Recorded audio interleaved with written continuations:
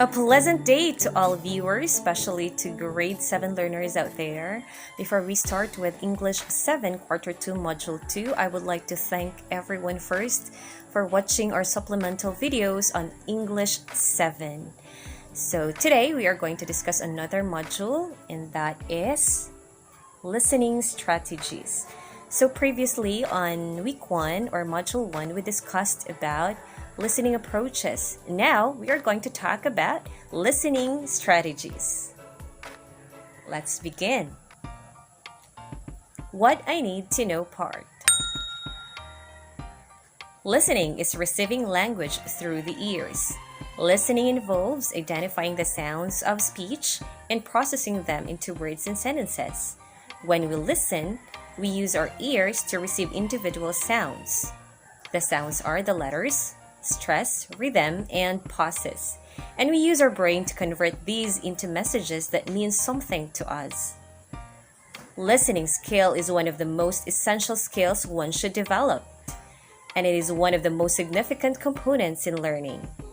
Becoming intellectually able is to gain the ability in listening comprehensively. It enables you to learn more vocabulary and improves your pronunciation as well.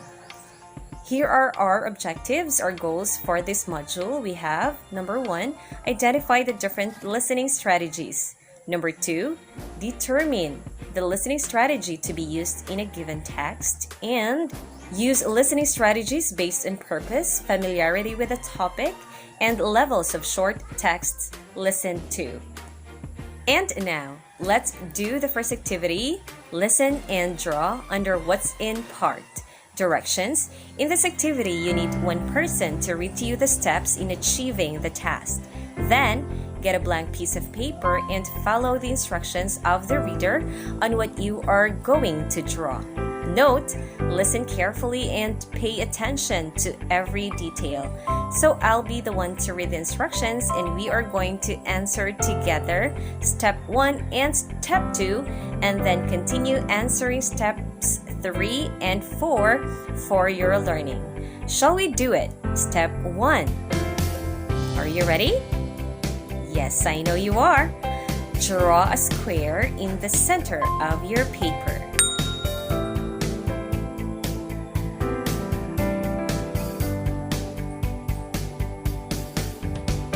Wow, that's a nice job.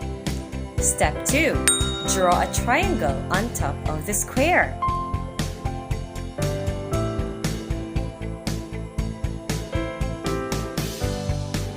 Very good.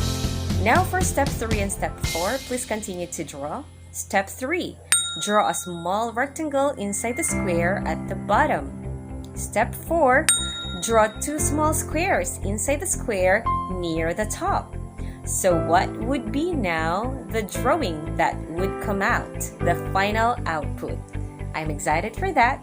So, go, go, go! You can make it! Let's proceed now to the next activity. Fill me in under what's new part. Directions. Listen to an excerpt from The Role of the Youth in National Development, which will be read to you by another person.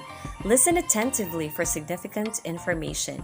As the person you requested to read to you the message reads the text again, fill in the table that follows. Write the answer on your paper.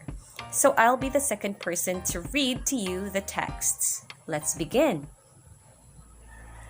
The role of the youth in national development. Please listen carefully. Remember that we have discussed already the listening approaches on Module 1.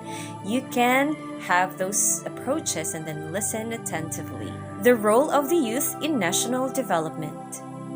Since about a month, the youth have become a new force in the Philippines. Very soon, every young man and woman here will be called upon to be leaders in their community. A real leader is not the one who necessarily makes a lot of noise or one who breaks windows.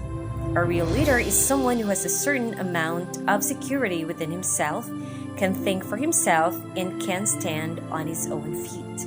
If you are going to be leaders, there are 3 important things to do. First, be really aware of yourselves and what is going on in our country. In spite of differences, You all belong to one nation. Second, develop a sense of commitment to the Philippines. Commitment means much more than just standing up to the tune of the national anthem. It means contributing something to the progress and development of the Philippines, no matter how small. It means doing your work faithfully and well. It also means upholding the ideals and heritage of the Filipino nation. Third, respect each other and work well with each other. You're going to be leaders of this country, and you're here as individuals sincerely trying to develop yourselves, to understand and commit yourselves to the Philippines, and to get skills of working with large groups. So now let me guide you in answering the 4 questions in here. First question is, describe what a leader is. So you can find the answer in this paragraph.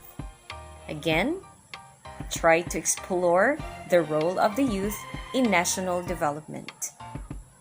Second question, describe what a leader is not. What paragraph you can find the answer. Third question, what a leader should do. So again, explore the paragraphs from the article and you can find the answer in here. The final question is, what commitment means? So there you have it. Thank you so much for listening and making your effort in answering these questions.